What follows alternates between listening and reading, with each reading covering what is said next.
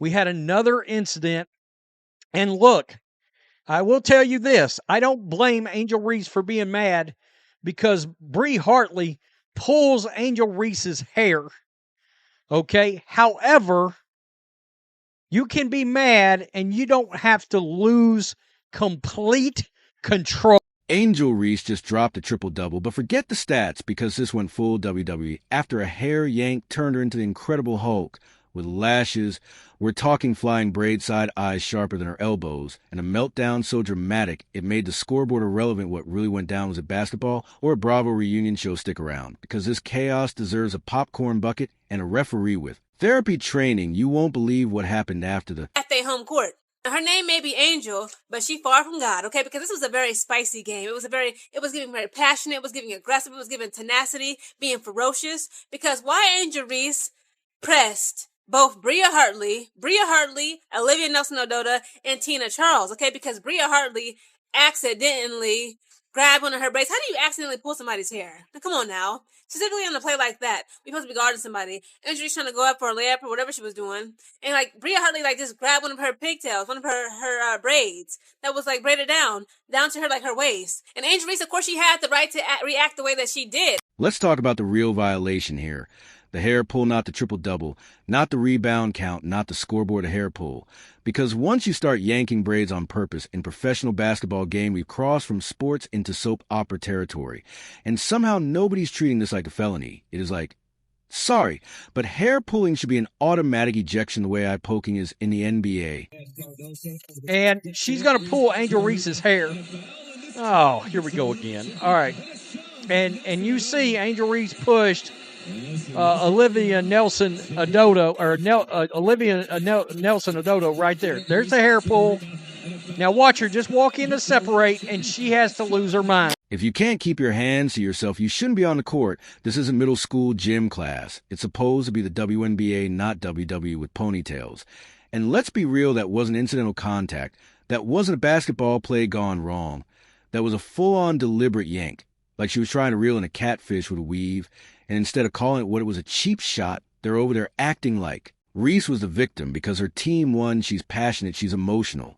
Please, if someone else had done that to her, we'd be prepping for a 5-day media circus, a suspension, and maybe even a congressional hearing. A complete game from Angel Reese. Oftentimes, we talk about post players. You expect them to score the basketball, to rebound, but then the way she facilitated the basketball for her team accounted for 25 points off of her assists alone.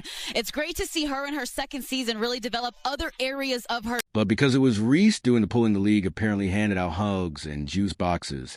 Instead, now here comes the fun part. Rhea had a triple-double, yep, 10 points, 10 rebounds, and 10 attitude problems.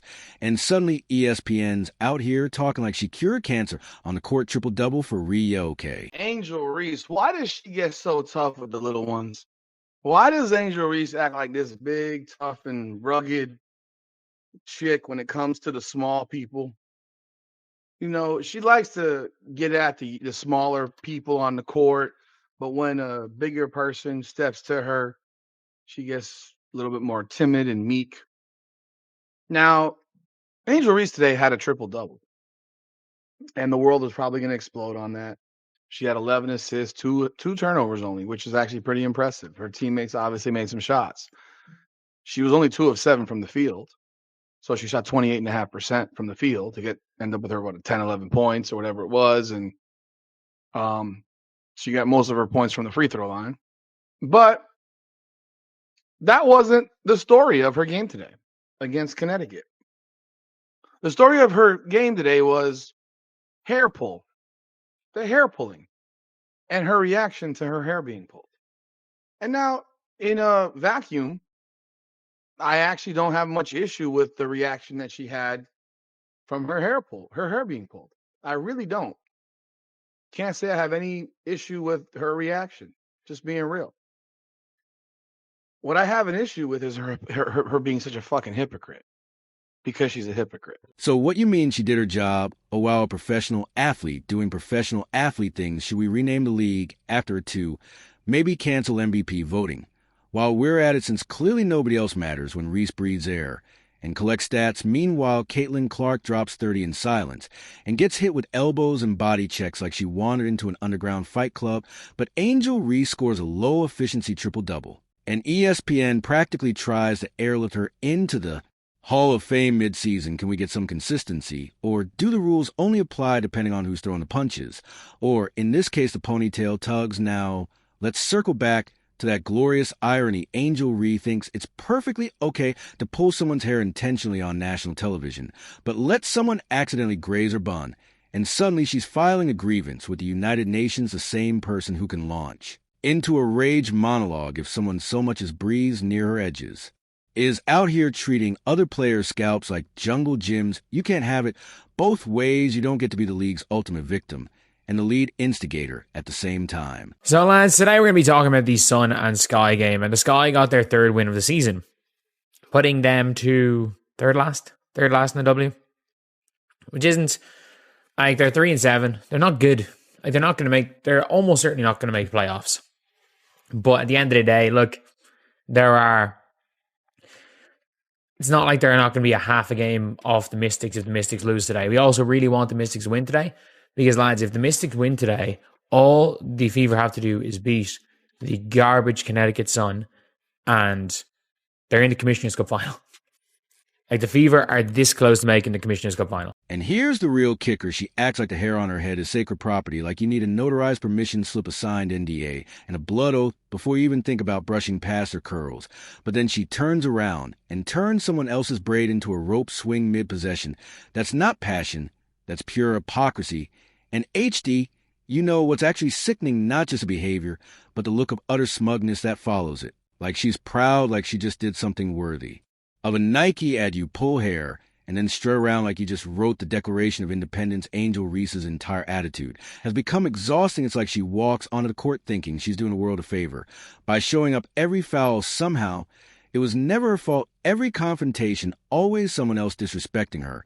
And any pushback, that's clearly rooted in jealousy. She treats criticism like a hate crime, and any accountability as a personal attack. It's this unrelenting victimho complex that's becoming unbearable. It's not just her game, it's her presence, the constant scowling, the over-the-top taunts, the I'm the baddest, in the building energy that feels less like confidence and more like chronic insecurity with a side of attitude. And sure, people will say she's fierce or unapologetically herself, but at some point being unapologetic about bad behavior isn't brave, it's just obnoxious. Trying to be the peacemaker, trying to, be the de-escalator. She got pushed. Angel Reese pushed her about it. She said, I ain't trying to hear none of that. Run the fade right now. You done pulled my hair. You know what you did. You did it on purpose. And then Tina Charles, okay? Who's supposed to be like, the calm, cool, collected one, the more mature one, the one who got like all the skills and like, just the foresight, the wisdom. She's older. She's mature. She's been in the season for like what? This is her 16th, 17th season in the W. Tina Charles pressed Angel Reese. They look like they was about to jump. And what's even worse, the enablers, the analysts who bend over backward to justify every meltdown. Let's stop pretending every tantrum is a cultural statement. Sometimes it's just a tantrum period. We've reached a point where Angel Reese pulling hair is being treated like a subplot, while her stat sheet is getting framed in the Louvre like we're all supposed to ignore the part where she assaulted another player mid-aim because she happened to collect 10 rebounds, as if one balances out the other. Sure, she yanked a braid like she was starting a lawn mower. But did you see that assist? What kind of logic is that? That's like giving someone a medal for a community service right after they keyed a car. Let's also address how this entire circus overshadowed the actual when the Chicago Sky took the W. But all anyone's talking about is the drama, because Angel Reese can't seem to have a performance without an incident she's not content with playing. Well, there has to be a subplot, a feud, a viral moment, or a reality TV side meltdown to go along with it. She doesn't just play basketball. She brings chaos with a side of mascara. And then she wants to be the face of the league. Girl, this is a face. You want to represent the WNBA, a walking contradiction with a temper tantrum playbook and a victim complex larger than her vertical no. Thanks, the WNBA deserves better than a brand ambassador who thinks rules are suggestions and humility is optional.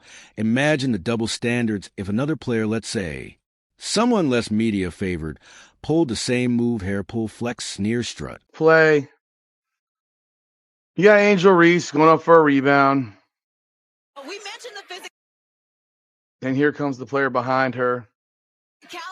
and that last possession. She's got her left hand right here on a braid of Angel Reese, yanks that shit. I want the ball. The contact being let go. And Angel Reese throws her hand out. I get that. I get all that. This is where she goes a little bit, does her thing a little too much. This time, I think it was accidental. So Nelson Ododa is separating them. She's not pushing Angel Reese. And Angel Reese is acting like she's so big and tough. Like By Hartley. And then Reese just with a big reaction. And Tina Charles, being the vet that she is, going to stick. And somehow through all of this, people are still bending over backwards to crown her queen of the league because she grabbed 10 rebounds and passed the ball a few times. What are we doing since when did meeting the bare minimum of your job while causing maximum drama become worthy of saying, dude, Angel Reese isn't rewriting the game.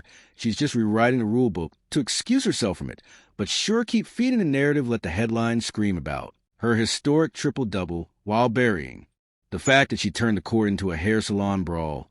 Let the fans swoon over her passion while ignoring the total lack of professionalism, and let Angel Reese keep walking around like she's bulletproof while the rest of the league take the hits for simply breathing in her direction, because apparently in today's WNBA, you can pull hair, hog the spotlight, act like a martyr, and still be the golden girl, as long as you make ESPN's highlight reel before the dust settles. Let's just be honest, Angel. Reese acts like this on purpose because without the drama, nobody would be talking about her strip away the tantrums, the hair pulling, the look at me antics. And what are you really left with? A mid-level stat sheet and an attitude problem. She doesn't just play the game, she manufactures chaos to stay relevant. It's less about winning the game and more about winning the headlines if people aren't gasping, groaning, or graveling she feels invisible. Yeah, my darling. I'm scrolling through the Twitter streets. You guys know how I do. Pedal to the metal. I got a lead foot. It is what it is, but I see something off in the distance, and it is a sign. And that sign says, more of a billboard, if you will. It says, Chicago Sky's Angel Reese directly addresses major criticism about her game. Now, my initial thoughts, my initial reactions is, why are we addressing criticisms about our game?